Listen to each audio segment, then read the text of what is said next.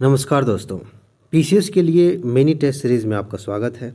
इस सीरीज़ में हम 3,500 प्रश्न ले रहे हैं और जो टॉपिक्स और प्रश्न कवर किए जा रहे हैं ये वो टॉपिक्स और प्रश्न हैं जिनको घुमा फिराकर अक्सर क्वेश्चन पूछ ही लिया जाता है, बार-बार प्रश्न पूछे जाते हैं और इस सीरीज़ में आप देखेंगे कि ऐसे कितने महत्वपूर्ण टॉपिक्स हैं जिनको अक्सर रिपीट किया जाता है। ठीक है? चाहे आप उत्तर प्रदेश पीसीएस का एग्ज़ाम दे रहे हों, चाहे बिहार के लिए, मध्य प्रदेश, राजस्थान, उत्तराखंड, किसी भी उत्तर भारत के स्टेट का आप एग्ज़ाम दे रहे हो, यह सीरीज़ आपके लिए बहुत ज़्यादा इम्पोर्टेंट है। चलिए आज का पहला क्वेश्चन देखते हैं। क्वेश्चन क्या है? सिंधु घाटी सभ्यता के संदर्भ में विचार करना है। 2 कथन है और बताना है कि इनमें से कौन सा सही है।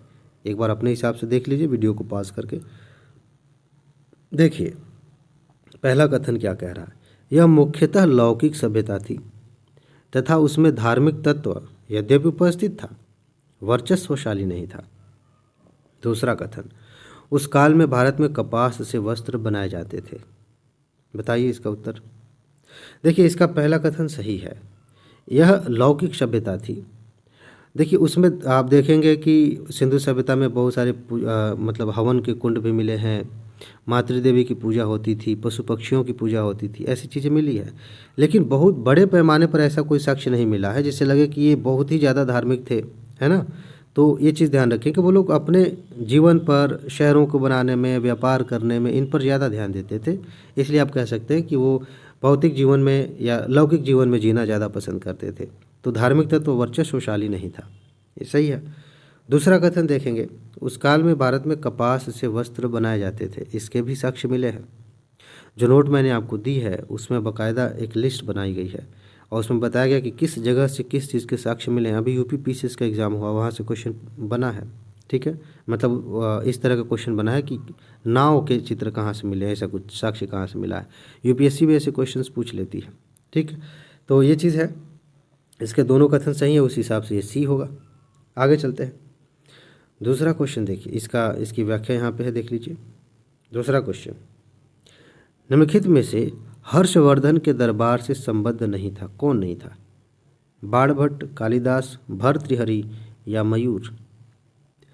अक्सर मैंने ये बात आपसे कही है कि जब भी आप प्राचीन भारत या मध्यकालीन भारत पढ़ते हैं तो ये देखिए कि किसी शासक के दरबार में कोई कवि, कोई साहित्यकार था क्या? ये क्यों जानना ज़रूरी है? देखिए, और यहाँ से क्वेश्चंस भी बार बार पूछे जाते हैं, इसलिए जानना ज़रूरी है कि यही दरबारी कवि, यही लेखक, इन्होंने जो लिखा है ना, हमारे जानने के स्रोत वही साहित्य है। ज़्यादातर हम उन्हीं साहित्यों को पढ़ करके जानते हैं कि उस समय चल क्या रहा था, उस समय का माहौल कैसा था। इसलिए बहुत महत्वपूर्ण यहाँ से अक्सर प्रश्न पूछे जाते हैं। खैर, हर्षवर्धन के बारे में अगर आपने पढ़ा है तो आप जानेंगे कि उनके दरबार में बाणभट्ट भी थे, उनसे संबंधित भर्तृहरि भी थे, मयूर भी थे। कालिदास जो है ये विक्रमादित्य के दरबार में थे। अब आप जाकर देखिए कि कालिदास के अलावा और भी 7-8 लोग थे, कौन थे वो? ठीक है, जाकर देखिए, वहाँ से क्वेश्चन खूब पूछे जाते हैं बार बार। यूपीएससी ने कई बार क्वेश्चन पूछे। कुछ लोगों को लगता है कि पीसीएस वाली सीरीज चल रही है तो सिर्फ पीसीएस में काम आएगी, कुछ लोगों को लगता है कि यूपीएससी वाली सिर्फ यूपीएससी में काम आएगी। ऐसे लोगों को मैं क्या समझाऊं कि ये दोनों चीज़ें एक दूसरे की पूरक हैं। जो पीसीएस वाली सीरीज़ चल रही है ना, वो इसकी पूरक है आईएएस वाले की, और आईएएस वाली पीसीएस की पूरक है। दोनों आप साथ में लेके चलेंगे, आपकी कंप्लीट तैयारी होगी, चाहे आप आईएएस की तैयारी कर रहे हो चाहे पीसीएस की। चलिए तीसरा क्वेश्चन देखिए, ध्यान से समझिएगा। कह रहा है, कथन और कारण वाला क्वेश्चन है, हर्षवर्धन ने किसी नवीन शासन प्रणाली को जन्म नहीं दिया। दूसरा, हर्षवर्धन ने गुप्त शासन प्रणाली को कुछ संशोधनों के साथ अपनाया। अब देखिए, हर्ष का जो काल है वो गुप्त काल के बाद ही आता है, जस्ट बाद। ठीक है ना, अगर आपने इतिहास पढ़ा है तो समझ में आ जाएगा। तो पता चलता है कि हाँ सही बात है, जब हर्षवर्धन आया तो गुप्त काल के जो प्रणाली थी उसी को ही लगभग उसी को ही शामिल कर लिया अपनी प्रणाली में, उसी के आधार पर उसने शासन किया, थोड़ा सा कुछ संशोधन किया। तो दोनों बातें सही हैं और व्याख्या भी सही है। ठीक है, बातें यहाँ पे लिखी गई हैं, आप देख सकते हैं। चलिए आगे बढ़ते हैं। ज़रा एक सेकंड रुक जाइए, आंसर नहीं देखना है अभी। गुप्त काल के संबंध में कौन सुमेलित नहीं है? बताइए। एक चीज़ मैं फिर से बता दूं, यूपीएससी हर साल 1-2 क्वेश्चन पूछ लेती है, हर साल लगभग एक, कभी कभी 1 साल गैप हो जाए, लेकिन अक्सर ऐसा क्वेश्चन पूछा जाता है कि प्राचीन या मध्यकालीन इतिहास में कोई व्यक्ति किस पद पर था। अजीब अजीब तरह के नाम है, उस समय के नाम है, ठीक है। अभी के हिसाब से वो टेढ़े मेढ़े लगते हैं। जैसे मान लीजिए महासंधि विग्रहिक, अब इस तरह के नाम, ये क्या था, ये क्या करता था, ऐसे क्वेश्चन पूछ लिए जाते हैं। पीसीएस में भी ऐसे क्वेश्चंस आते हैं। तो जब भी आप इतिहास पढ़ें, आपके पास एक लिस्ट होनी चाहिए ऐसे नामों की कि इसका मतलब क्या है। कुछ नाम ऐसे हैं जिनका कोई अर्थ है, जैसे सीता का क्या मतलब है। अब सीता जो है अगर आप मौर्य काल में आएंगे तो उसका मतलब कुछ और है, वैदिक काल में जाएंगे कुछ और मतलब है। तो ऐसे शब्दों के नाम या फिर किसी पद पर कोई व्यक्ति है उसका नाम, वो ध्यान रखेंगे कि ये किसके लिए था। पूछा गया है कि फिलहाल क्वेश्चन में कि इसमें कौन सुमेलित नहीं है। अगर आपने पढ़ा हो गुप्त काल को अच्छे से तो समझ में आ जाएगा। गुप्त काल वाली नोट में मैंने दिया भी है आपको। महासंधि विग्रहिक युद्ध और शांति का मंत्री था। महादंड नायक सेना का सर्वोच्च अधिकारी था। विनय स्थिति स्थापक ये धार्मिक मामलों का अधिकारी था। और महाश्वपति गज सेना का अध्यक्ष था। मान लीजिए कि आपको नहीं आता, ठीक है, आपने नहीं याद किया। ये चौथी लाइन पढ़िए जरा। अश्व, अश्व मतलब क्या होता है, घोड़ा होता है। गज मतलब क्या होता है, हाथी होता है। तो अश्वपति हाथी वाला अध्यक्ष कैसे हो जाएगा, ठीक है ना। तो थोड़ा सा कॉमन सेंस लगा के आप इसको कर सकते हैं, ठीक है। लेकिन यहाँ ज़्यादा कॉमन सेंस काम नहीं करता है, आपको याद करना पड़ेगा। तो फिलहाल ये है इसका सही उत्तर डी, यानी कि इसमें मिलान सही नहीं है, ये मिलान ठीक हो जाएगा। आगे बढ़िए। प्रश्न संख्या 5, कौन सुमेलित नहीं है।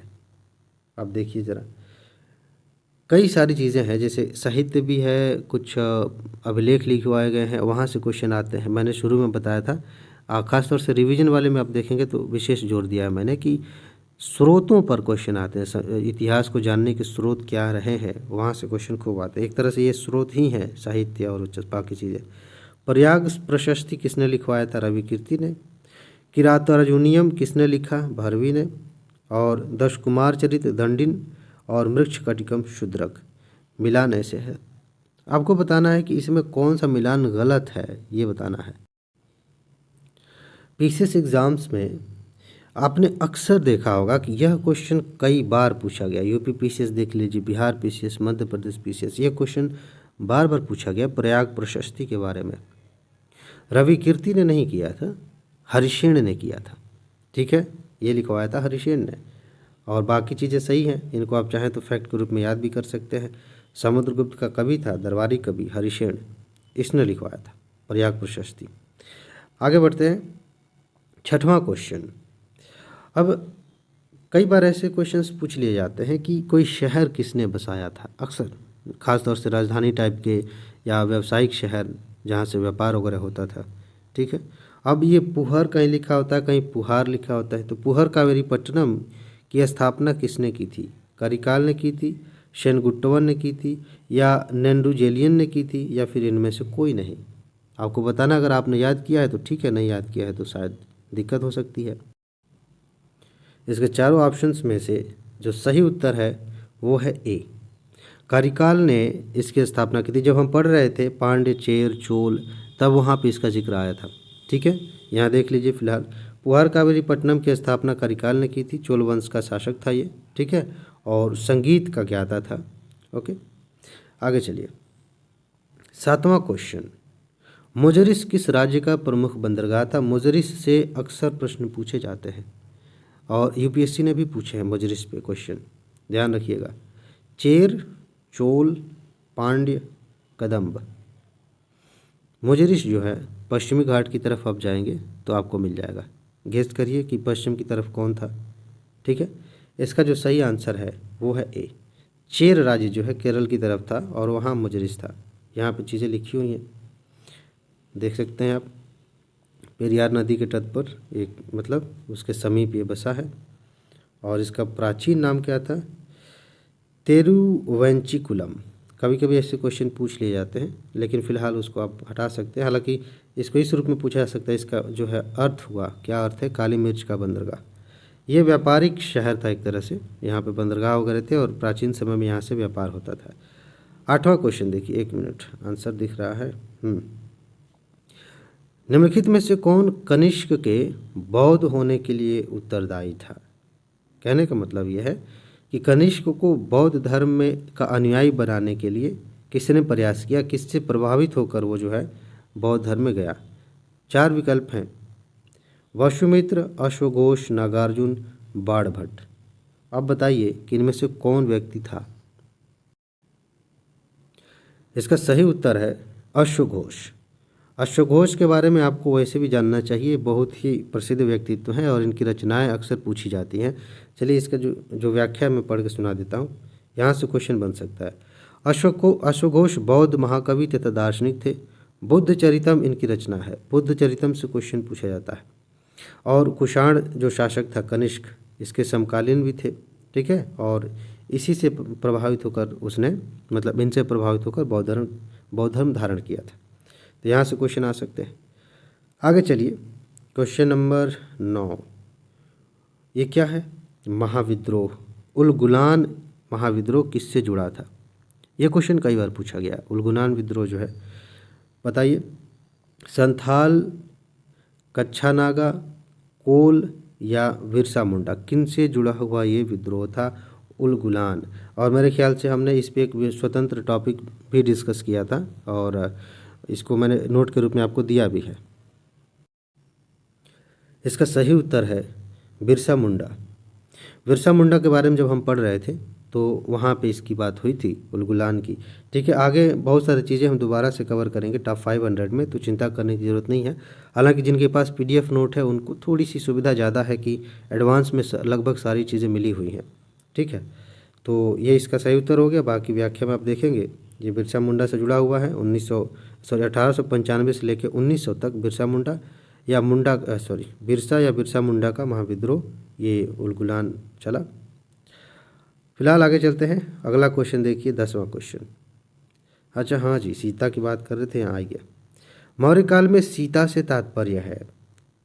सीता एक देवी, एक धार्मिक संप्रदाय, राजकीय भूमि से प्राप्त आय या ऊसर भूमि।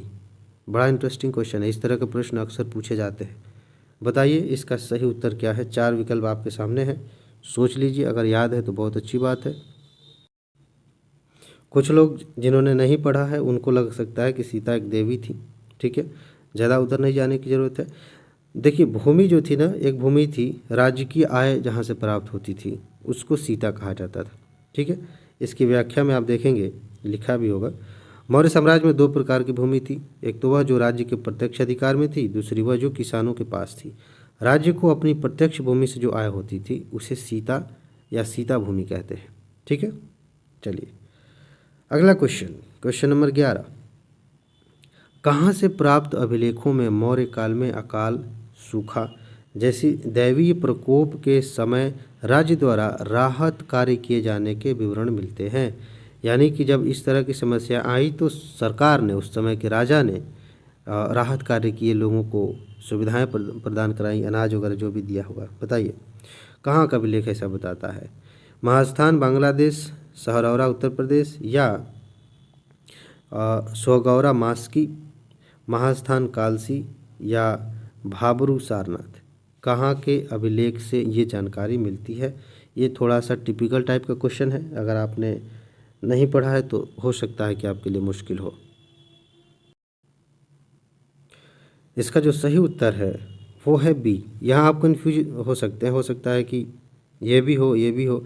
एक बार मैं भी कंफ्यूज हूँ, एक में ज़रा देख लें इसको, इसका व्याख्या देख लेते हैं, क्योंकि ये मास की दोनों जगह पे है। यहाँ से क्वेश्चन आते हैं, सोहगौरा से क्वेश्चन आते हैं। अब ये दोनों जगह पे इसका सही उत्तर यहाँ से पता चल जाएगा। सावगौरा ताम्रलेख एक ताम्रपट्ट पर अभिलेख प्राचीन लेख है जो उत्तर प्रदेश में गोरखपुर के पास शाहगौरा कहीं कहीं लिखा होता, कहीं सोहगौरा नामक स्थान से प्राप्त हुआ। इसमें आकार और दुर्भिक्ष के समय उपयोग के लिए अन्य के 3 कोष्ठागारों के बनाने का वर्णन किया गया है, ठीक है। आप इसको ध्यान में रखें कि आपका आंसर सही हो जाएगा। ज़रूरी नहीं है कि इसी फॉर्मेट में क्वेश्चन आपसे पूछा जाए, ठीक है। आगे चलते हैं।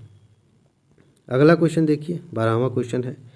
निम्नलिखित में से कौन सा बौद्ध पवित्र स्थान निरंजना नदी के तट पर स्थित था। सिंपल है, अगर आपने पढ़ा है तो। वैसे भी एक चीज़ बताऊं, UPSC में अक्सर ऐसा होता है कि यहाँ से बौद्ध धर्म से क्वेश्चंस आते हैं। अब आप कहेंगे कि PCS की बात कह रहे हैं, UPSC बार बार क्यों बीच में लेके आते हैं। PCS में भी बार बार क्वेश्चंस आते हैं। ये दोनों अलग अलग नहीं है, सब्जेक्ट सेम है, सब्जेक्ट सेम है, ज़्यादातर चीज़ें जो कॉमन है, इंपॉर्टेंट है, यूपीएससी में भी पूछी जाती हैं, यहाँ भी पूछी जाती हैं, पीसीएस में भी। खैर, तो वो कौन सा स्थान है जो निरंजना नदी के किनारे था? बोधगया, कुशीनगर, लुम्बिनी या ऋषिपत्तन? बताइए, 4 ऑप्शन हैं आपके सामने। इसका जो सही उत्तर है वो है बोधगया। सिंपल है, आपने पढ़ा होगा तो आसानी से कर लेंगे। आगे चलते हैं, यहाँ पे लिखा भी है गौतम बुद्ध का गुरु, एक सेकेंड, आंसर नहीं देखना भी, हाँ, गौतम बुद्ध का गुरु कौन था? पाणिनि, आलार कलाम, कपिल या पतंजलि? यहाँ से क्वेश्चन अक्सर पूछे गए हैं पीसीएस एग्जाम्स में। इसका जो सही उत्तर है वो है आलार कलाम, ये इनके गुरु थे गौतम बुद्ध के। ठीक है, यहाँ लिखा भी है प्रथम गुरु थे उनके, इस रूप में भी आता है प्रथम गुरु कौन थे। अच्छा, ध्यान से देखिए 14वां क्वेश्चन, मगध के किस प्रारंभिक शासक ने राज्यारोहण के लिए अपने पिता की हत्या की और इसी कारणवश अपने पुत्र द्वारा मारा गया? मतलब राज प्राप्त करने के लिए अपने पिता को मार डाला, फिर उसके बेटे ने उसे मार डाला। ये क्वेश्चन कई बार इसी रूप में पूछा गया है। बिंबिसार, अजातशत्रु, उदयन और नागदर्शक। ये मगध की बात हो रही है, मगध साम्राज्य की। इसका जो सही उत्तर है वो है अजातशत्रु। अजातशत्रु ने ऐसा किया था और ऐसे इसी कारण ये मारा भी गया था। इसका आंसर सामने है। अच्छा, विश्व का पहला गणतंत्र वैशाली में किसके द्वारा स्थापित किया गया था? एक मिनट रुकिए। हाँ, क्वेश्चन को थोड़ा सा मैंने अलग तरीके से पढ़ा तो मुझे ही थोड़ी सी कन्फ्यूजन हुई थी। कहने का मतलब यह है कि विश्व का पहला गणतंत्र, एक तरह का ये गणतंत्र ही था।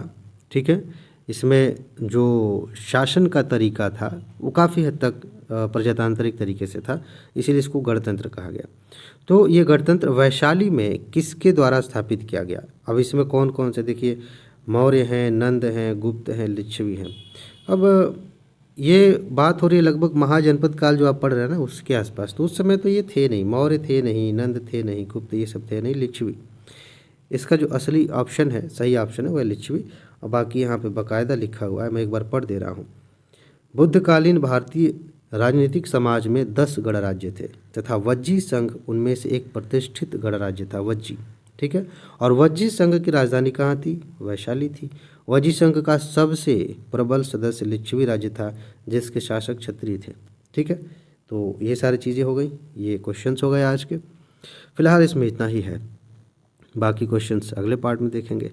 अपना ख्याल रखिए, खुश रहिए, मस्त रहिए, मुस्कुराते रहिए, जल्दी से सफल होइए और ज़िंदगी को एंजॉय करिए।